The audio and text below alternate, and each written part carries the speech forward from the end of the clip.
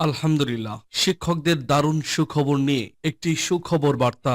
এমপিওভুক্ত শিক্ষকদের সুখবর দিলেন উপদেষ্টা ওয়াহিদুদ্দিন মাহমুদ। এমপিওভুক্ত বেতন ভাতার সরকারি অংশ শিক্ষকদের ভাতা নিয়ে সুখবর দিয়েছেন বিদায়ী শিক্ষা উপদেষ্টা ওয়াহিদুদ্দিন মাহমুদ। শিক্ষকদের উৎসব ভাতা, বিনোদন ভাতা ও বাড়ি ভাড়া সহ অন্যান্য ভাতা বাড়ছে বলে জানিয়েছেন তিনি। আজ বুধবার শিক্ষা মন্ত্রণালয়ের সম্মেলন কক্ষে ওয়াহিদুদ্দিন মাহমুদকে বিদায় এবং ডক্টর চৌধুরী রফিকুল আবরারের যোগদান উপলক্ষে সংবর্ধনা অনুষ্ঠানের আয়োজন করা হয়। এই অনুষ্ঠানে ওয়াহিদুদ্দিন মাহমুদ এ কথা জানান। তিনি বলেন, আমি সবাইকে আশ্বাস দিয়েছিলাম সাধ্যমতো এবছর এবং আগামী বছরের বাজেটে যতটুকু অর্থ সংকলন করা যায় অর্থ মন্ত্রণালয়ের সঙ্গে বসে আমরা যতদূর পারি চেষ্টা করব দাবিগুলো মেটাতে। উপদেষ্টা বলেন, কিন্তু 15 থেকে 20 বছরের বঞ্চনা 1 থেকে 2 বছরের বাজেট দিয়ে তো মেটানো যায় না। এটা বোঝানো খুব কঠিন। আজকেই বেসরকারি বেতন সরকারি বেতনের সমান করে দিতে হবে, এটা ন্যায্য দাবি বুঝলাম, কিন্তু 1 বছরের বাজেট দিয়ে কিভাবে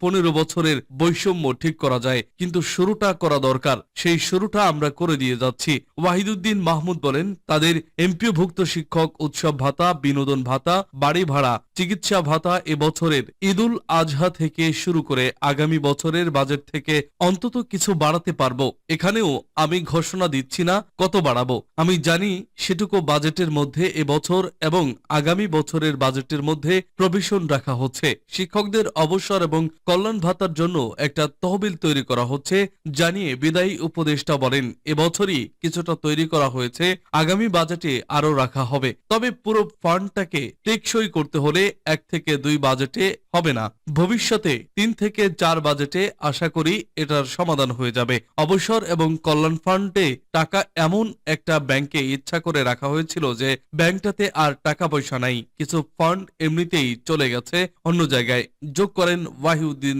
মাহমুদ। তিনি বলেন, বেসরকারি এমপিওভুক্ত শিক্ষকদের কল্যাণ ভাতা এবং অবসর ভাতা এটা হলো তাদের সবচেয়ে ন্যায্য দাবি, কিন্তু তারা তো সংঘবদ্ধ না, তারা রাস্তাতেও কোনোদিন নামেনি, কিন্তু আমি তো মনে করেছিলাম তাদের ওই দাবিটাই সবচেয়ে আগে মেটানো উচিত। উল্লেখ্য, এতদিন পরিকল্পনা মন্ত্রণালয় এবং শিক্ষা মন্ত্রণালয়ের উপদেষ্টার দায়িত্ব পালন করেছিলেন ওয়াহিদুদ্দিন মাহমুদ। সিআর আবরারকে শিক্ষা মন্ত্রণালয়ের দায়িত্ব দেওয়ার পর ওয়াহিদুদ্দিন মাহমুদ এখন শুধু পরিকল্পনা মন্ত্রণালয়ের উপদেষ্টার দায়িত্বে থাকবেন।